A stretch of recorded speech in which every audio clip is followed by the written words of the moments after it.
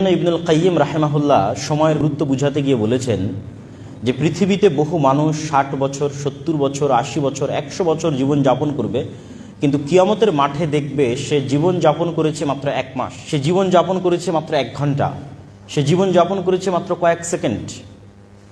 এটি কিভাবে? ততটুকুই কাউন্ট হবে যতটুকু সৎ, বাকি সব তো সময় নষ্ট। ফলত সে বেঁচেছে 60 বছর, জীবন যাপন করেছে 100 বছর, কিন্তু প্রকৃত অর্থে সে বেঁচে ছিল, পৃথিবীতে জীবন যাপন করেছিল মাত্র 1 মাস। মানে যতটুকু সময় সে সৎভাবে ব্যয় করেছে, সময় নষ্ট করেনি, অতটুকুই তার প্রকৃত জীবন। এই জন্য ইবনুল কাইয়িম রাহিমাহুল্লাহ বলেছেন যে মানুষের জীবনের অপর নামই হচ্ছে সময়।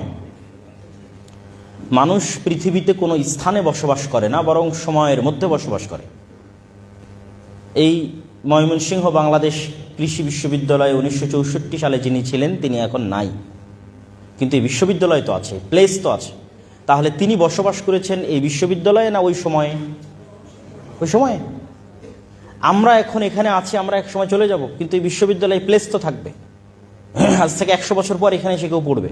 তাহলে আমরা আসলে এই বিশ্ববিদ্যালয়ে বসবাস করেছি না এই সময়ের মধ্যে বসবাস করছি? সময়ের মধ্যে বসবাস করছি। মানুষ হচ্ছে মহাকালের গর্ভে হারিয়ে যায়।